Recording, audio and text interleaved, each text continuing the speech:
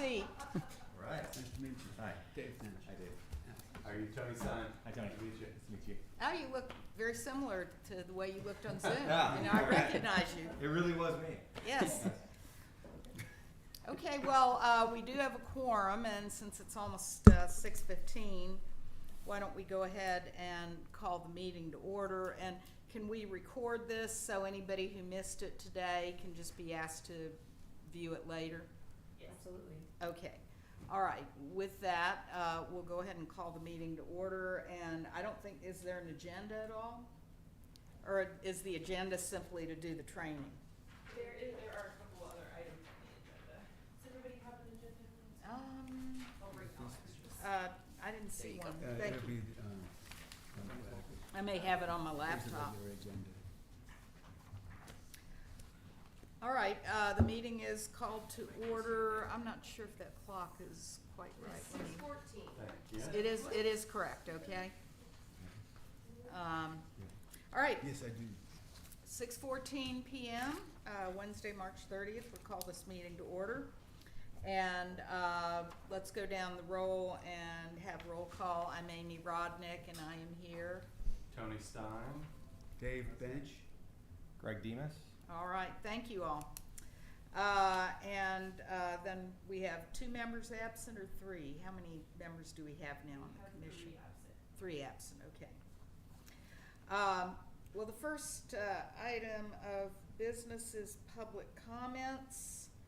And is anybody here wanting to offer a comment on anything? All right, then we'll go on to the consent agenda. And that would be discussion and possible action on the minutes from February 2nd's meeting. Does anybody have any questions? Has everybody had a chance to review the minutes? I'll entertain a motion. I'll move to approve the minutes. I second that. All right. Any further discussion of the minutes? Greg, I know since you just got sworn in, you probably will want to abstain on those minutes, but anybody else have any discussion? All right, then all in favor say aye. Aye. And we'll note your abstention. All right, regular agenda, discussion and possible action to elect a chair of the Planning and Zoning Commission. Do we see any volunteers? We've got May. 3 who are absent. May. Why don't we just continue as we have been and table this item and continue it indefinitely? All right, so that item will be tabled, and I'll serve as chair again for this meeting. And then the next item of business is training for P&Z provided by Denton Navarro, Rocha, Bernal, and Zec PC. So I will turn this over to you. Thank you very much. Megan Santee with Denton Navarro, Rocha, Bernal, and Zec. So I have provided a PowerPoint for this evening's training. Tried to include as much information in that PowerPoint as I can, so that's something that you guys can use as a tool to go back and look over later in reference. If you have any questions, as always, you can reach out to us and follow up on those. Tried to hit, there's a variety and a wide, I guess, berth of topics that could be discussed. I tried to focus this evening on just some of the basics for a planning and zoning commission, as far as requirements of TOMA, what the requirements of the jurisdiction of the Planning and Zoning Commission, what types of things will be coming before you, and how do y'all process those in accordance with state law, as well as in accordance with any of your local provisions that are in addition to those state law provisions.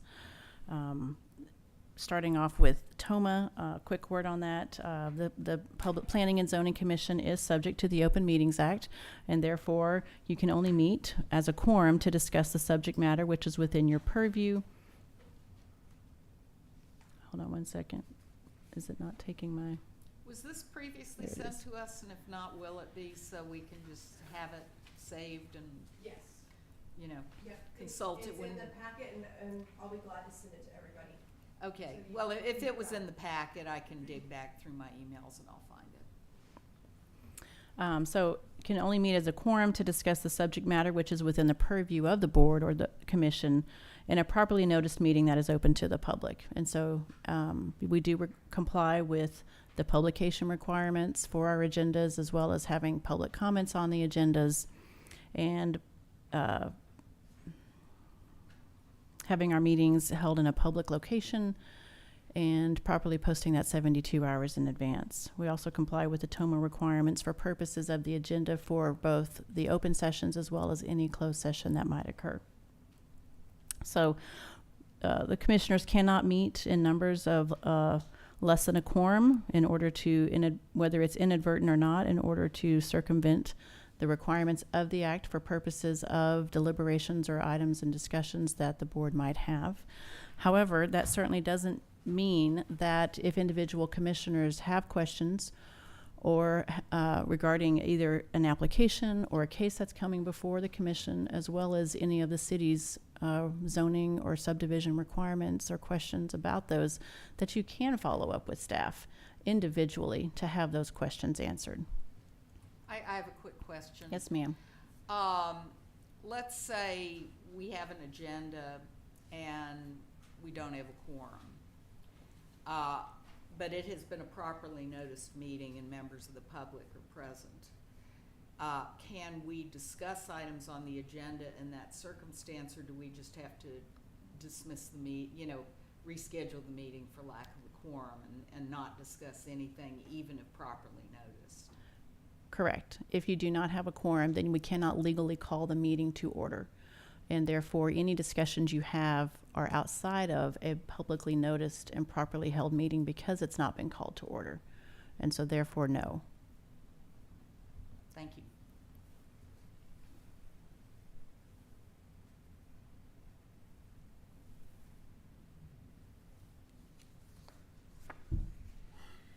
So basic land development tools for zoning and planning is the regulation of the use of the land.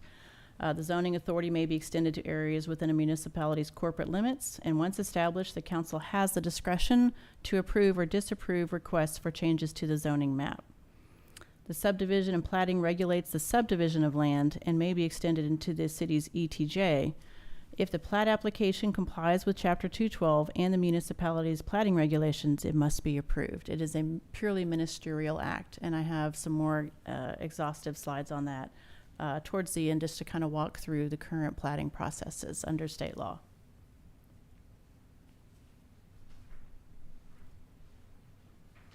So what is zoning? Zoning is the division of land. Hold on one second, I need to get my pages caught up. Into distinct districts and the regulation of those uses and developments within those districts. It is the process to legally control the use that may be made of property, as well as the physical configuration of development. The power of a municipality to establish zones is a police power, and the adoption or amendment of a zoning ordinance is a legislative function. Could you say, what is a police power? A police power is power that is granted to a municipality, whether it's home rule or general law, that allows you to control, I guess I would say, the health, safety, and welfare of the city. So it is a power of enforcement so that you can require compliance.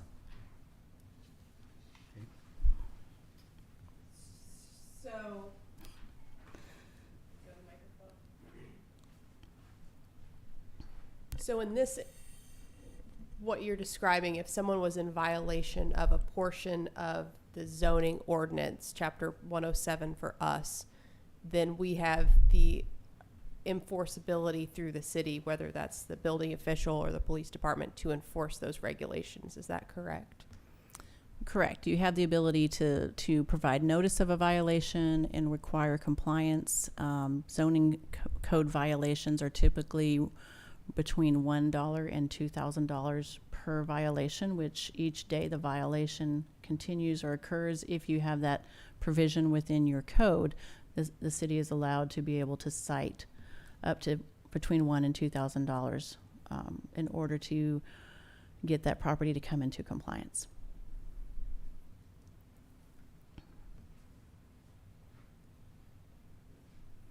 The act of creating zoning districts and imposing regulations on real property within those districts is a police power of the state that has been granted to the municipalities. The Texas legislature delegated that zoning authority through the statutes that are codified under Texas Local Government Code, Chapter 211. And so most of the references throughout this PowerPoint will be to Texas Local Government Code, Chapters 211 and Chapter 212. There is no zoning power delegated to counties within the state statutes.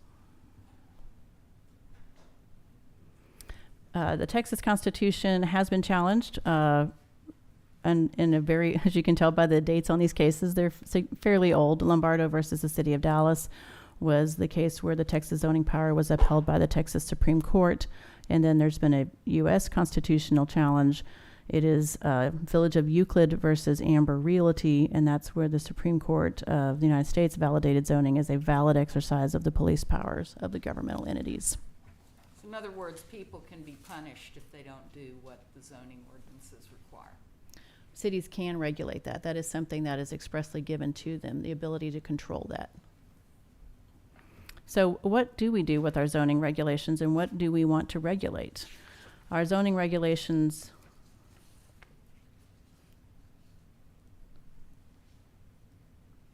sorry, I got behind there. We can regulate the height, the number of stories, and the size of buildings and other structures. We can regulate the percentage of a lot that may be occupied. We can regulate the size of yards, courts, and other open spaces. We regulate population density. So setbacks falls in there too? Yes. We regulate the location and use of the buildings, other structures, and land for business, industrial, and residential uses as examples. We can also regulate the construction in areas of historical, cultural, or architectural importance, and the bulk of buildings if we are a home rule. And so what is the focus or impact supposed to be of these zoning regulations? Sorry, quick question. Yes, sir? What is home rule? I'm sorry, home rule city. Rollingwood is a type A general law city. A home rule city has a home rule charter, so they are afforded a bit more authority under state law to regulate things in addition to what a home rule city, to what a general law city can regulate. Okay. Sorry, that's a, Those designations assigns its size, city size space? Has something to do with it. size is a component. It's also a question of when you were incorporated and how you incorporated. Austin, for example, is a home rule city, and Austin has an ETJ that they can control. Thank you. So we're not a home rule and we never will be? I would assume so based on your population. Well, and But things also can change. There's no place to have an ETJ at this point in Rollingwood. Everything's part of either another city or it's been built out. So we couldn't really control it that much. Based on the current provisions, I don't Yeah. believe you could qualify for home rule. Rollingwood's a type A general law city. We have two very smart council members sitting here who can help us with that. What And is I- the bulk of buildings, just meaning, not bulk in size of buildings, but is bulk just a lot of buildings, is that? I was thinking that was more in line with the total square footage. Okay. Do y'all regulate total square footage? As far as maximums? No, not as far as maximums. We regulate minimums, and then we have certain other, commercial impervious cover caps and stuff that regulate. I was wondering if it meant bulk as in you can't Yes. set a zoning requirement for a single property or something. It needs to be the, Yeah, I so don't know. we do it with the impervious cover, or for instance, commercial with impervious cover. And then for residential, we have minimum size requirements for,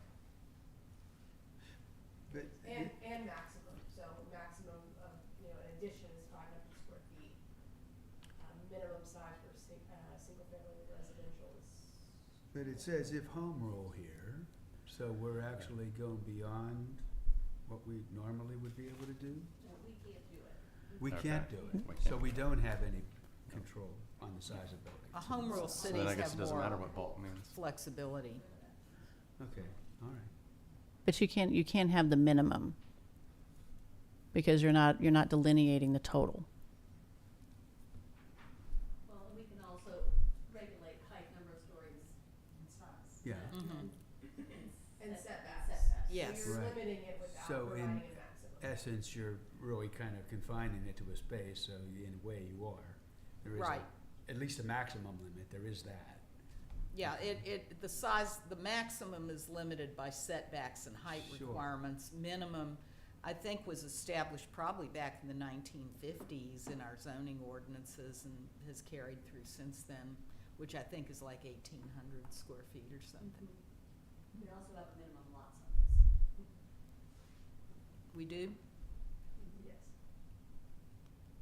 Because I know originally we had a lot of meets and bounds lots, so I wasn't sure if that was zoning or just how it was set out. What is the minimum lot size? Does anybody know? It depends on the zoning district. Okay. For residential, it is, I don't remember off the top of my head, but I'm in the district. There's a 100-foot front. It's 100-foot frontage. 100-foot frontage. 100-foot frontage and 120 on a corner lot, but then there's also a minimum total square footage.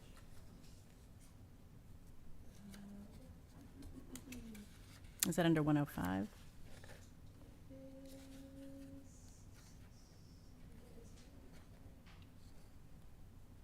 And then the zoning doesn't necessarily regulate the shape of the lot. It is the frontage and the overall square footage, but it could potentially be in a regular shape with a, okay.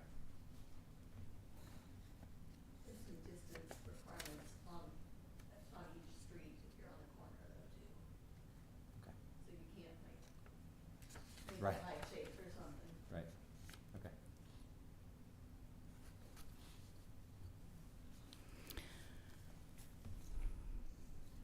You want me to go on? And you can let us know if you. We can keep going and I'll Okay. come back and tell you specifically what the square footage is. But My it's- guess is it's probably between 3/10 and 4/10 of an acre, Okay. somewhere around in there. Third of an acre sounds right.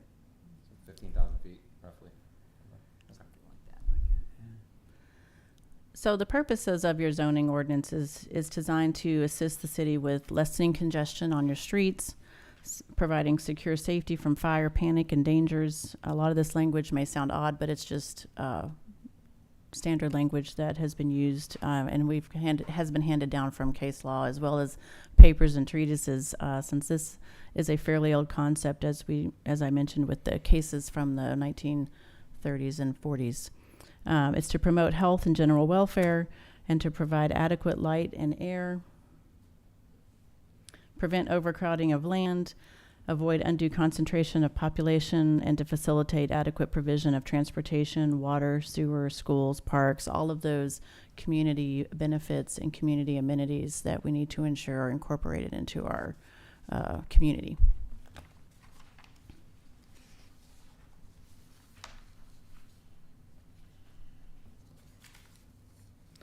Initially, the zoning procedures, which are followed, and they must be followed, or your ordinances can be found to be void. City Council will establish the regulations and procedures for adopting and enforcing regulations and boundaries within the city limits, and potentially your ETJ. The Zoning Commission conducts land use inventories, determines preliminary land use goals and policies, formulates specific district regulations, and draws the tentative district boundary lines. And then the zoning regulations must be uniform for each class or kind of building in a district, but they may vary from district to district. And at this point, I'm assuming all of that transpired correctly for the city of Rollingwood, and we have a good, solid zoning ordinance in place. So minimum lot size is 15,000 square feet. Thank you. Just like you said. Yep. And do we have just two districts in Rollingwood, a residential and a commercial district, or are there can you No. have multiple? No, We have we've got- More, okay. We've got residential, C1 commercial, C2 commercial, which is where you have retail, hospital, government and institutional, which is city-owned governmental, like this building, and then, the church is, and then Park. And then we have, planned unit developments, which, is owned as well. They're negotiated separately. Okay. So, but only one district for all residential in Rollingwood? Okay. Except for the other side of Bee Cave Road where there's the Tremont subdivision, which is a planned unit development, Okay, thank you. which is a residential planned unit development. So the zoning, once you've got that established, there are two ways that we keep our zoning ordinances amended and up to date based on our current community standards as well as individual property requests. Those changes are either a change in classification or use submitted on a property basis, or it could be a change in the regulation, more like a text amendment, which would be applicable to all categories or all properties within a district. There are separate processes for each, but for each, a final report must be provided to the City Council before final action on a zoning classification change, and a written protest of 20% of the lots or area of the land covered or within 200 feet requires a 3/4 vote of all members of the City Council. Yeah, say more about that. I'm not quite sure I understand that sentence. What's that mean? So, under state law, if you're going to have a change in zoning classification and you've noticed everyone, and 20% of either the area of the land covered by the proposed zoning change or 20% of those within 200 feet, because we have noticed adjacent property owners within 200 feet of the parcel that is proposed to be rezoned. If 20% of those property owners protest, then it requires a 3/4 vote for approval at the council meeting.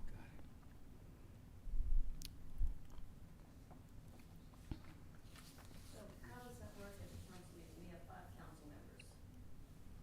So if all 5 are there, we'd have to have 4? 4. If we only had 4 there, we'd only have to have 3. You still have to have, it still is based on 5, so you'd have to have a unanimous vote of 4 if you have 5 council members, correct? Well, Well, it says all members of the city council, Mhm. so that would imply, Well, that's why I'm asking. Yeah. Because, I mean, we've had council meetings where we had 3 people, and so it only took 2 votes to pass something.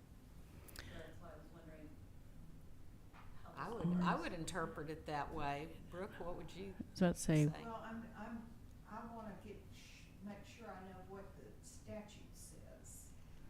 Are you able to see the, Yes, but I think there may be 20% of the lots or area of land covered. There's something that's not tracking the statute, so, I wanna see exactly what the statute says. Well, to me, my question was the 3/4 vote of all members of the city council. Yeah, that's And what I, whether that's whether it's all really. all members that are at the meeting or all members. Yeah, since the 20% of the people that are protesting don't necessarily have to be at the meeting, you would have to expect that it's important enough with 20% that all of the council members ought to be able to weigh in on it, or should have to weigh in on it. all right, so 211-006 and 7.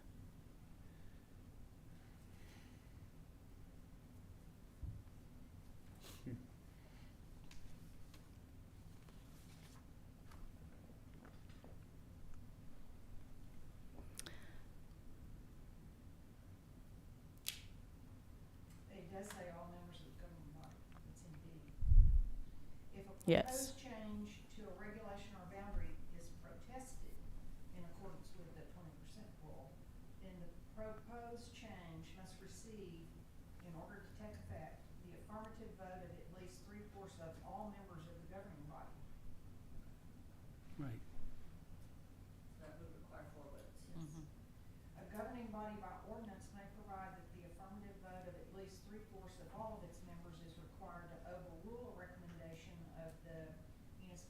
zoning commission that a proposed change to a regulation or boundary be denied, so it can go the other way through. So we have had this question come up quite often, and I apologize, I was pulling up an opinion on that. So there is a case, the Garrity case. It is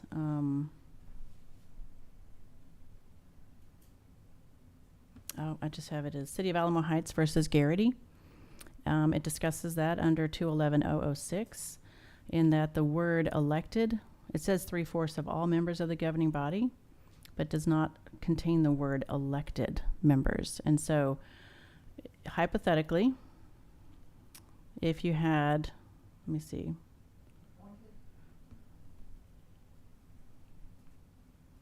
the number is reducible. I guess that's the bottom line, is that that number is reducible. So if you had a member of council who must abstain due to a statutorily defined conflict of interest, which is what we identify as typically under 171 or 176, it has to be that you have to have filed your abstention and you have to have not participated in any discussion. If you've met the requirements for that legal abstention, then you are not qualified to vote, and so you don't count. Or if you have a vacancy on council, then that position, that council member would not be qualified to vote. So if you are counting the number of council members qualified to vote on the zoning matter, if you had those foregoing hypotheticals, 3, and it was 5, if your total was 5, 3/4 of that number is 4. So it says if we have an appointed member, though, that doesn't count? Appointed or elected. It does not distinguish or delineate between an appointed or elected member of the governing body. You can be appointed and You count, yes. Boy, But I if would you had a hate to vacancy see, or an yeah. abstention, then it would be 3 out of 4?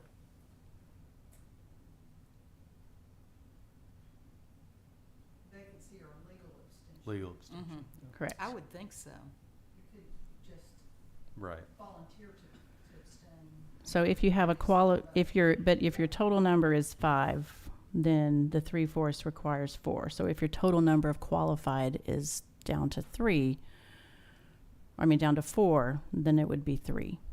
That makes sense. So I would sure hate, that would be such a can of worms if our statutes distinguished between elected and appointed council Well, members on that's what why- they could vote well, on. Because we have an appointed member right now, and that's why I was wanting to make sure I was understanding the Boy, distinction, or if there's not a distinction, so. I would certainly hope that's not in any of our statutes. there are a lot of local ordinances that unfortunately Do make that do make that distinction. So and they're if just you're old, appointed, you're older, a and second-class council member, in effect. But really, if you don't have an election, are you elected? Well, but if you're appointed- You've just volunteered, so. But if you're appointed, then you've succeeded into all the rights and powers of the other council members. Well, we'll have to have a beer and discuss that sometime. All right. Sorry, let me get back to the Pays the PowerPoint. same.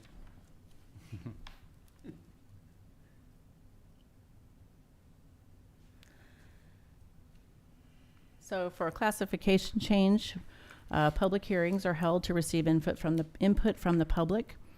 The notice of the public hearing must be delivered to owners of property within 200 feet of the real property that is the subject of the hearing and published in a newspaper of general circulation in the city. Notice must also be posted on the meeting agenda. I think local provisions can be more stringent as far as that 200 foot. Cannot be more lenient. Ours is 250, isn't it, Carrie? Certain things we aligned with state code and certain things we have not, so let me see. For zoning notice. If we're 250 or 200.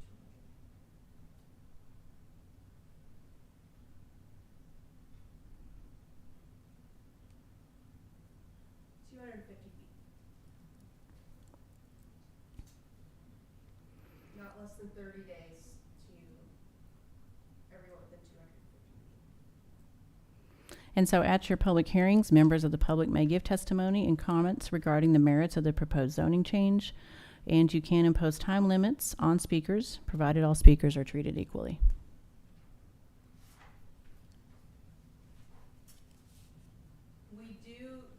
We notice everyone within 250 feet, but we abide by state law for overturning. It says Purposes if of a the protest. commission- This is 107-520C. If the commission recommends disapproval of the change in zoning regulations or boundaries requested in the applicant or petition, blah, blah, blah, 20% or more, or extended 200 feet therefrom. So we notice a greater number, but for a overturn, we consider the same as State law, which is within 200 feet. For a regulatory change, a public hearing is also held to receive input from the public. A notice is required to be published in the newspaper of general circulation and on the meeting agenda.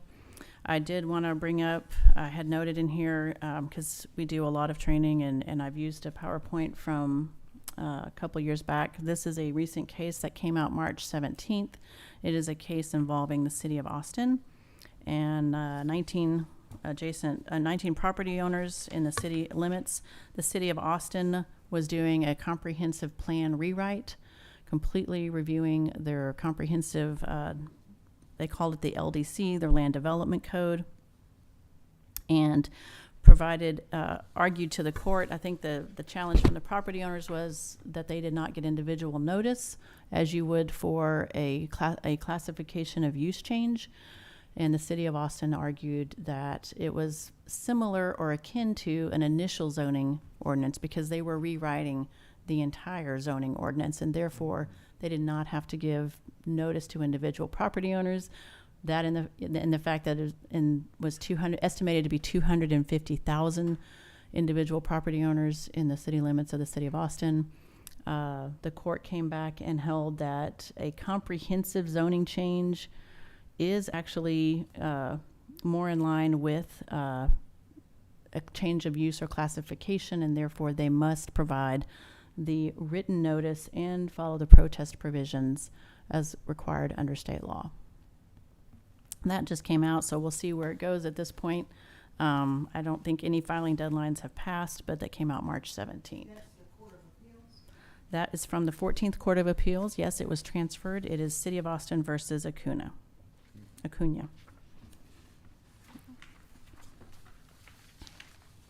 So that would have required the city to send a notice to every property owner. Yes. Correct.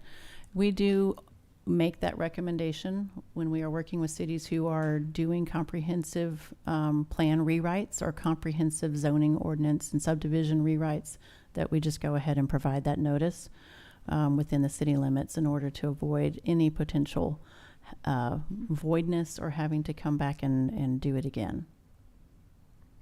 And classification versus regulatory, so classification would be changing, from commercial to residential. Change of use, and regulatory would be change within that use, like we change the C2 Correct. zoning to be different. Right. If you're changing any text amendments, changing your requirements within something that's already designated, it could be a change of uses within a classification, or it could be a change of your regulations and how it's going to be processed. Like building height? Yes. Like if we were going to change the whole residential building height, that would be a regulatory change as opposed to classification.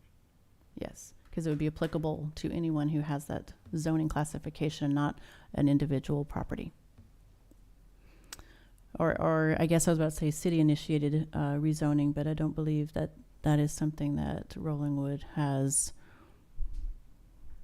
considered or even has any conversations going on that right now. So I think everything y'all would get would be, I'm sorry, what? No conversation on what? Like a city-initiated rezoning. Well, we're having conversations on a comprehensive plan. Okay. So that might actually be coming forward. We've had 3 public hearings so far, 3 town halls, and so far. But we didn't do the notice. We didn't do individual mail notice. But you have not adopted No, it's not- the plan yet. It's not formally up for consideration by the council yet. Okay. Your code also allows for specific or special use permits, which would come before the Planning and Zoning Commission. And these are for uses that a zoning ordinance permits, but allows them to be, the applications and the uses, the permits themselves to be screened and specially approved based on particular conditions and suitability. It is provided for specifically in your zoning ordinance, and your ordinance also contains specific conditions that must be met in order for a special use permit to be approved. This is just the approval of building something that doesn't comply with the zoning rules in a one-off case. Is that what this permit would? I'm going to say it's a use, so it's an allowed use, not necessarily a structure. Okay. Got it. And you do, I think your provisions talk about things like banks and savings and loans as a special use in your C1 district. So we have permissible uses in certain zoning districts. We have impermissible uses in certain zoning districts. And then we have uses by special use permit. And that is for certain entities to have to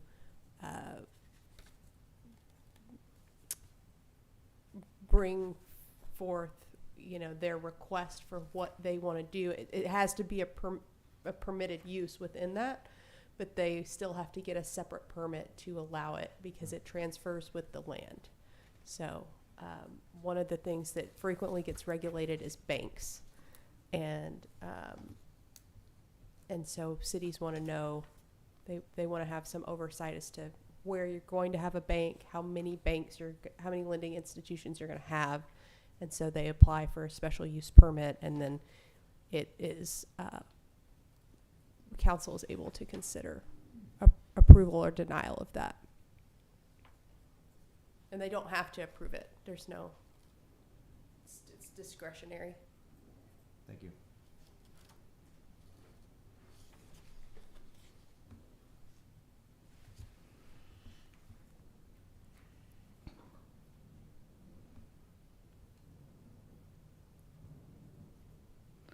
Your code also allows for planned unit developments, and that is a development that does not fit the standards within your standard zoning, and it is typically a development that's going to have some unique circumstances.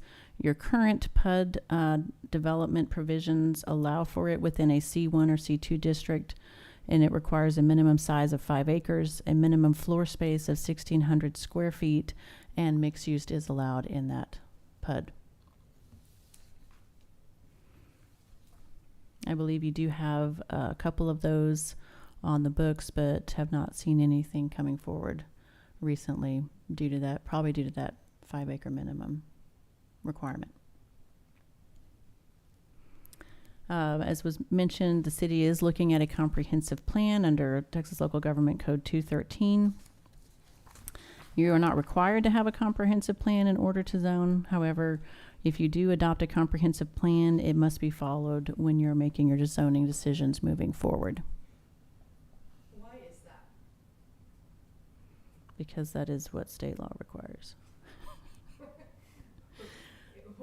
So, What's the thought process behind that? That the city has weighed in, and so because you have to have certain surveying associated with it, or? I think it's that, and the fact, like you're saying, I mean, it's a plan that the city has put together. It gives everybody notice and due process of what the city considers to be an allowed or an acceptable use in a certain area, such that you don't have people coming in and saying, well, I didn't know, I couldn't ask, it wouldn't be appropriate for me to have R1 and ask to switch it to industrial in the middle of a residential area, or an area that's predominantly zoned one way or the other. Kind of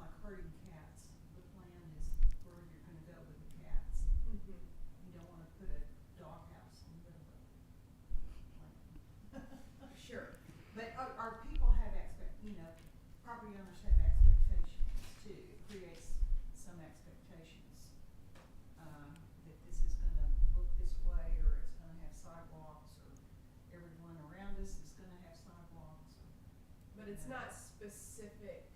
It's or not as specific it's as a not zoning regulation. explained specifically in Texas local government code as this is why, because you have to hold so many public hearings or survey in such a way, in such a manner, that therefore you must.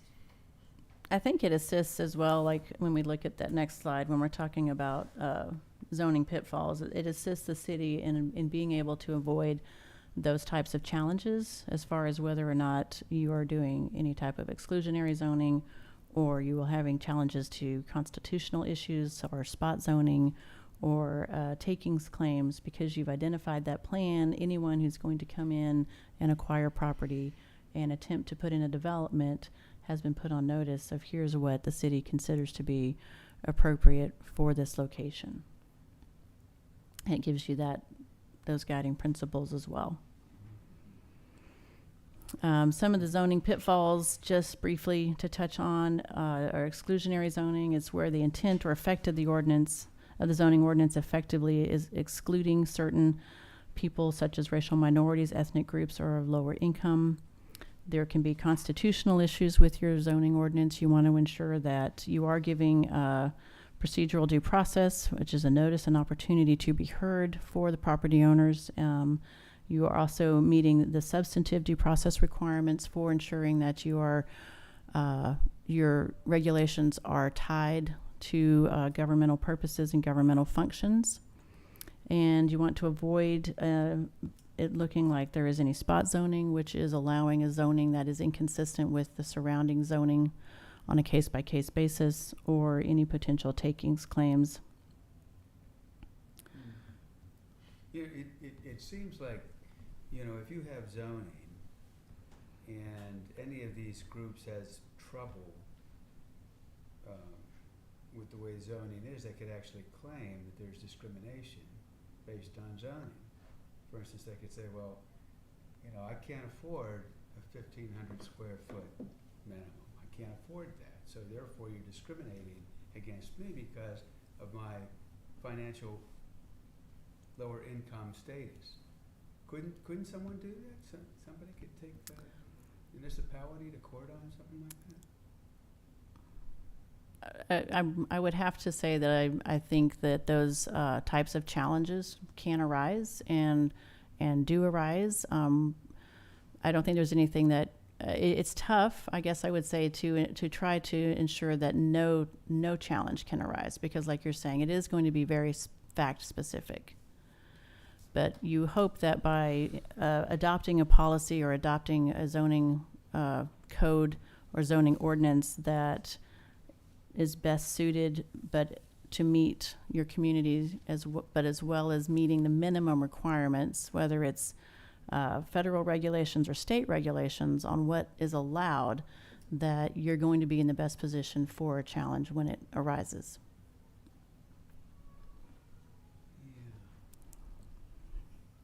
Yeah. Just trying to read the tea leaves. And that's kind of what it feels like. It's not easy to just say it's all or nothing. It's definitely on a case-by-case basis. So some of the other issues that can arise are regulation of certain uses, such as a religious institution, manufactured homes, sexually oriented businesses, as well as alcohol sales, group homes, and issues arising under the Federal Fair Housing Act, as you've stated. Pawn shops as well, and now we are getting into the day and age where cell towers are also becoming an issue. And then there are also provisions, both state and federal, for amateur radio antennas.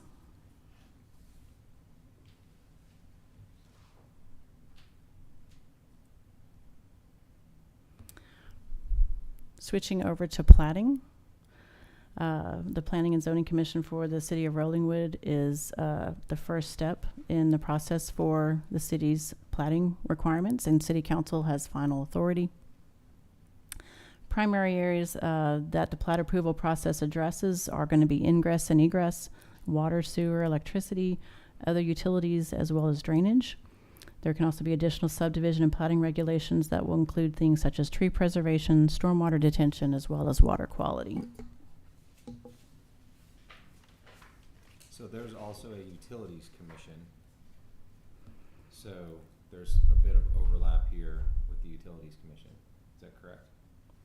Or no? What can we just delineate them between, where we're talking water, sewer, electricity, other utilities? This is about the placement on a lot of those things, whereas the utilities commission would be more about the actual infrastructure itself and the service itself. Correct. Okay. Understood.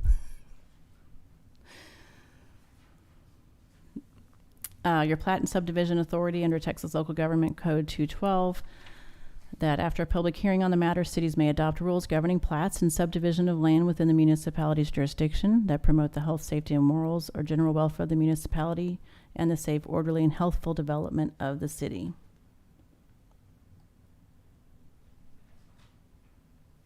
So when are plats required?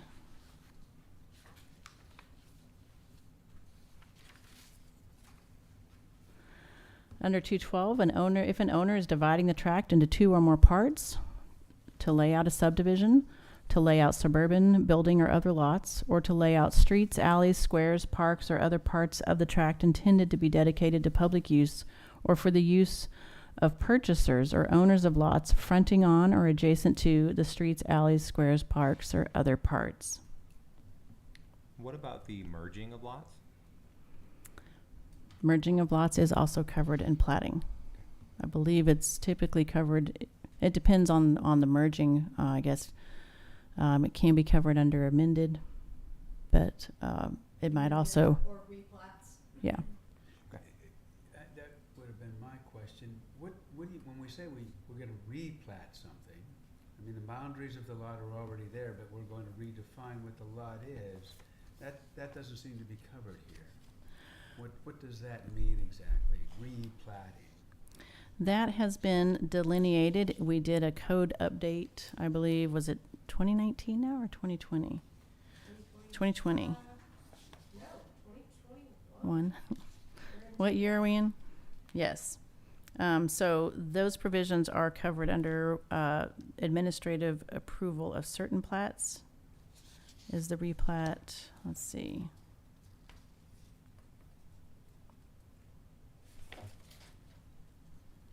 There are provisions within the state code under 212 that identify amended replat depending on whether or not you have to vacate. So all of those provisions are in there as well. It just depends on what the specific particulars are of the property. For purposes of what comes to planning and zoning, at this point it is preliminary and final plats. And then any administratively disapproved, amended, or replat. There are certain replats that will come to you all. It gets into technicalities and it's lot to lot, but what the code says is if you don't, any replat without vacation of the preceding plat must conform to certain provisions. If it did not conform to those provisions, it would go to you all. If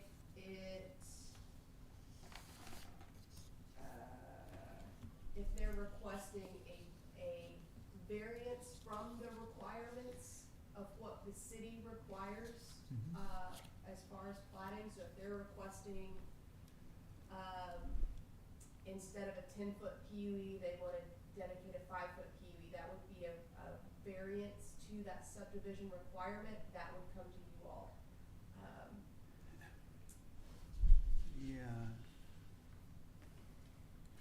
Yeah, but is that particular thing, is that part of the platting process? Yes, Yeah, okay.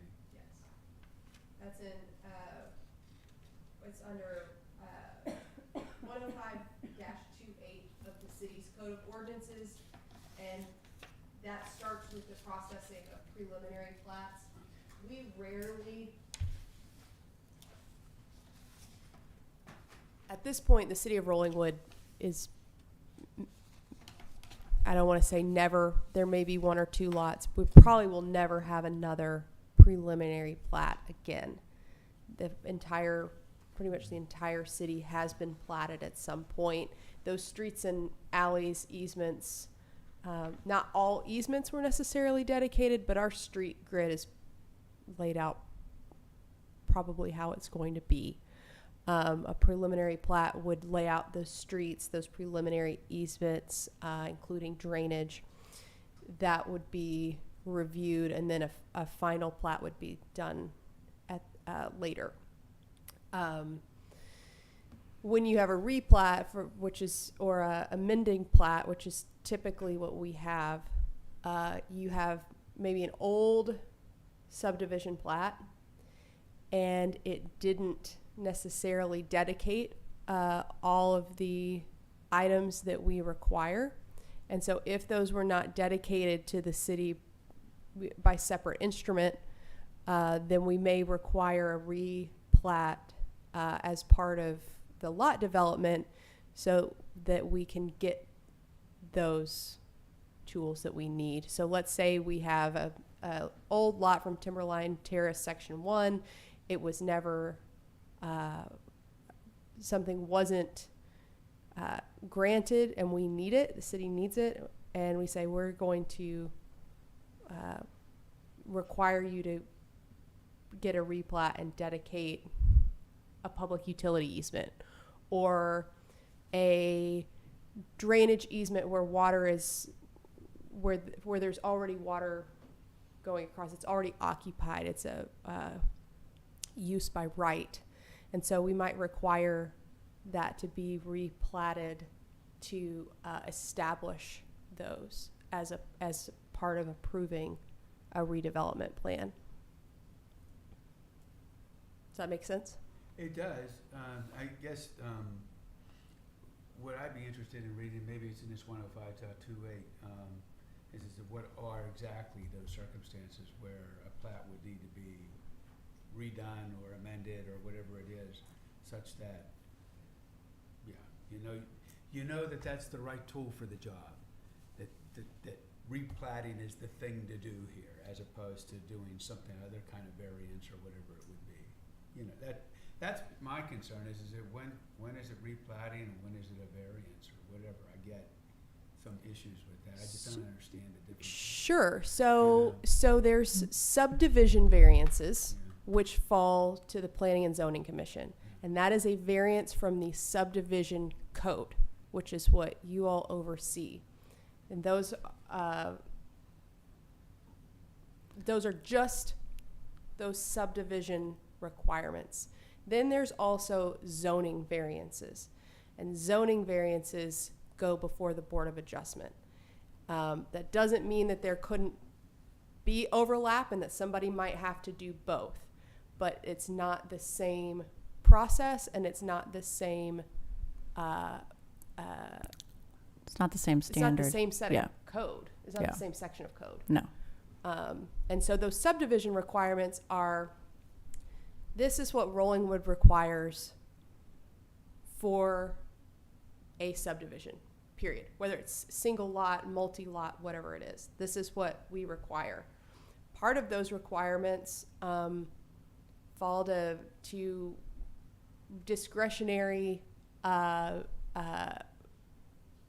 application requirements that we have that may be delineated in the code, or they may not be. It may be part of process. That could be one thing that could come up would be topography, including topography, which is something that we require that is not necessarily required for replats or amending plats, but we require drainage topography be included. So someone could say, look, I don't want to do that. I don't want to spend the money on a survey. Like, I just want to amend my plat. I don't want to spend the money on getting a new survey with 2-foot or 5-foot topo contours when I have one that's 10 feet, but I can't overlay it on my plat. So I want a subdivision variance from that process so that you will approve my plat without me doing that. And so in that case, I would bring that. I could not administratively approve that because it doesn't meet our requirement, but I could bring it to you all for consideration. And that's true of any of those rules within the subdivision requirements. Someone could say, look, I'm fine with all of this, but I don't want to include topography on my plat, or I don't want to dedicate 10-foot PUE. You've already got 5. I think 5 is sufficient. So I want to request a variance from that. Is that Yes, and did some I capture that, Megan? yes. So some other examples, I had made a list. I've seen things such as block length, if that's something that is requesting to be a waiver or variance. Cul-de-sacs, frontage, connections for water and wastewater, access points, whether or not your code requires there to be 2 access points off of a public roadway, or whether it allows a secondary access to be considered instead of, or in lieu of, 2 primary access points. All of those types of things would be considered waivers or variance requests from your platting requirements. Separate and apart from whether or not you meet the requirements to just file an amended plat or just file a replat. Because once we're touching that plat again, then we do get to impose those requirements on you. Cul-de-sacs is a really good example here because we have that 100-foot frontage requirement like we discussed. We have a lot of properties in Rollingwood that don't have 100-foot frontage because it's on a cul-de-sac. Maybe they've got 60 feet. And so if they didn't have a valid plat in order for them to pull a building permit and I required them to replat, they would have to apply for a variance from the subdivision code and come before you all, because I could not administratively approve that plat, even though it's a legal lot that may have been occupied all this time. It doesn't meet those minimum subdivision requirements for me to approve it. And that would be a case where they would come in and I would probably make a staff recommendation of approval for that. Sarah, did you have something to add? I do, and I think probably what you're getting at is what happened at the last P and Z Some of it is meeting. that, yeah. And that's what that is what I want one of the biggest things I want this to clarify is the difference between what goes to the P and Z and what goes to the Board of Adjustment, and why I asked about on the zoning things, and I said, and setbacks, right, which is not listed on here. Because I don't know if they were informed of what happened afterwards, right? Because what you guys voted on last time was not appropriate. Oh. That was a variance from the zoning that they were asking for because it was a setback, and so that wasn't legal. You did not have jurisdiction for that, right? I do not know what transpired after the last meeting as far as what the decision was from the city. My understanding was that what was before them was only a plat variance. It was certainly could not have been a zoning variance. Well, I think what Charlie said was that it was a zoning variance because it was a setback issue, and that was a zoning requirement, and so that required a Board of Adjustment action and not a P&Z action. So I'll be happy to step up here and make the clarification. Okay. So part of what we require as city process is for you to include certain setbacks on your plat, amended plat, replat, any plat. You may establish by plat certain setbacks. That does not free you from the zoning requirements that would go before the Board of Adjustment. So what you approved was their requested setbacks of 30 feet from Vale and 20 feet from Bettis, if you remember. That does not the more restrictive zoning code is applicable. And so that did not give them the ability to build to the extent of that envelope.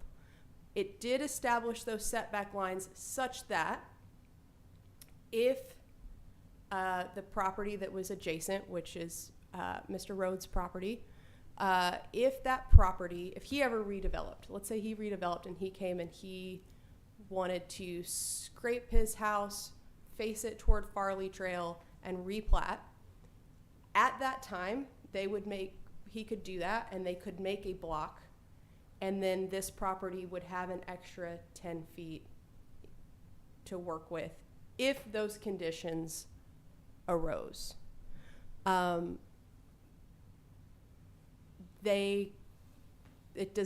This did not alleviate the burden to appear before the Board of Adjustment. It just, it set those lines, but the zoning code still applies. And so if they wanted to have a variance from the zoning code, they would have to go before the Zoning Board of Adjustment. So did that happen? No, they did not. Their house will be 30 feet and 30 feet. They did not elect to go before the Zoning Board of Adjustment. So, but what they we could did- have, so- but But the plat is now changed. It has the been the replatted. plat is a legal, Yeah. filed, approved But plat. that did happen, right? That So did happen. It did get replatted, Correct. but you can't build to the plat because. They you didn't have get- the future potentiality of conditions changed Okay. to pick up an extra 10 Got it. feet. Someday, maybe, Yep, right. not today. So had we denied that, Be darned. it would have been forever more the way it is. Our approval gave them the ability to go before the Board of Adjustment had they chosen to. Whereas had we not approved that, they couldn't have even gone to the Board of Adjustment, I guess. They would have, yeah, I mean, they could have gone to the Board of Adjustment. I would have required a replat. They could have done one before the other. It would be cleaner to do the plat and then go before the Board of Adjustment. It seems to me that would have been the better way to do it, go to the Board of Adjustment first before replatting. They're different processes. So the subdivision variance is just our requirements within the city's requirements of what you have to have your plat look like. And so they brought me a plat. Right. It was legal by all other means. They requested the variance for that from the subdivision code. And then if they so choose, that I don't have new plans, they still could request to go to the Board of Adjustment. My understanding is that their house is going to be built 30 and 30 and that they are not electing to go before the Board of Adjustment. But the subdivision variance is a separate process from a zoning variance. Are they happy? I am not going to speculate on the happiness quotient of I think, Anyone. Given that Of it's anyone. almost 7:30 here, Megan, how much further do we have to go in the I've got to go PowerPoint? pick up a kid. Yeah, Yeah, and, Sorry. because Yeah. I I'm would like sorry. for us to be done by My 8 fault. o'clock. It's my fault. I have to leave at 7:25. No, they're great questions. We just, you know, there may be some people that have to leave. Something else or didn't happen. I mean, yeah. So How in, about that? in just piggybacking onto this conversation, so we did have a slide that just talks about the delegation of approval under 212-0065, that the city has adopted an ordinance that allows for amending plats, which provides for corrections, minor plats if there are 4 or fewer lots and no need for streets or extension of utilities, and then certain replats as well if they have those same conditions. That city staff may present to the municipal authority for approval for any reason on any of those types of plats. However, it must refer any disapprovals of those types of plats that are submitted to it. Cannot be administratively disapproved. It can only be administratively approved if they've met all the requirements that have been set out in the code. We've got our shot clock on that for 30 days. We've got our process in place for when it's considered to be filed with the city. And the vote can be an approve, approve with conditions, or disapprove. If your plat meets and conforms to the requirements of the city, both the general plan, for current and future streets, alleys, parks, playgrounds, and public utility facilities, as well as for any extension of those facilities, taking into account water and sewer mains and the instrumentalities of public utilities as well. And it meets your subdivision regulations. It is a purely ministerial act to approve. If you're going to approve with conditions, you must specifically identify in those conditions which state law provision or which municipal ordinance provision it is not currently in conformance with and how it can meet those requirements. And so if you get an approval with conditions or a disapproval, the applicant has the opportunity to resubmit. Once that resubmittal is in, if it is satisfactorily meets all the conditions that were of the approval or disapproval, then it must be acted on within 15 days, or it is going to be considered approved by operation of law. So given this council meets every 30 days, timing-wise, it's on the council to approve, to deny or approve, otherwise it's auto-approved. If a plat change or amendment, whatever, is filed, and we miss a meeting, we don't have a quorum, it's auto-approved. Yes. Wow. Typically, we can call a special meeting. We can get one called within that time frame. Wow, okay. The role of the P&Z Commission, it serves at the will of the council with limited powers. There are no final powers because your plats do go on to city council. General law municipality may, it is discretionary to have a zoning commission. You act as an advisory group to the city council in regards to comprehensive planning, zoning, platting, or any other growth management initiatives that are related to the physical development of the city. And your P&Z members should deal with city staff, either through city council, the city administrator, or the city administrator's designee to the P&Z commission. City staff are responsible for, I'm just turned around looking, I should look at my notes, that would be much cleaner. I am swayed by the big screen.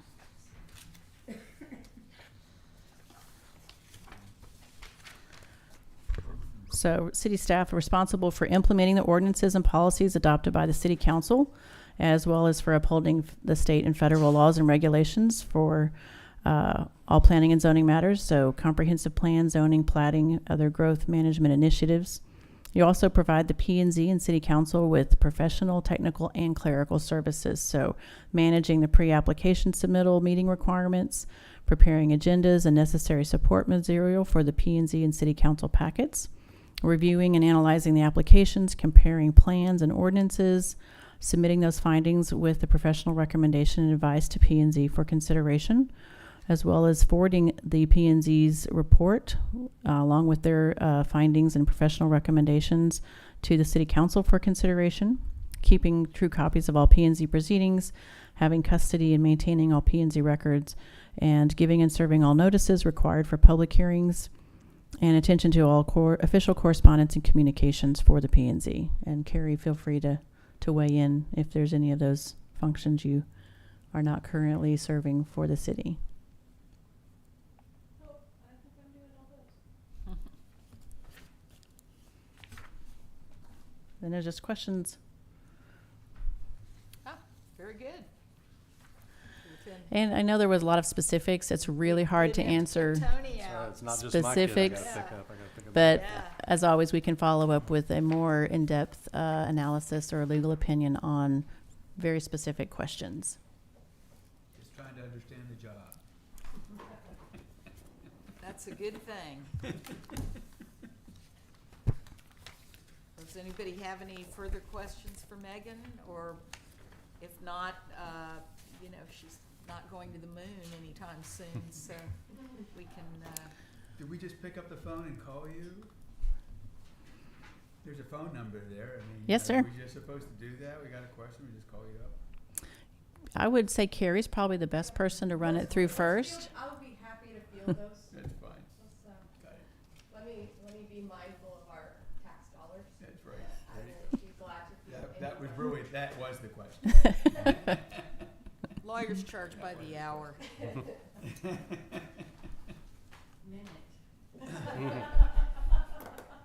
Yep.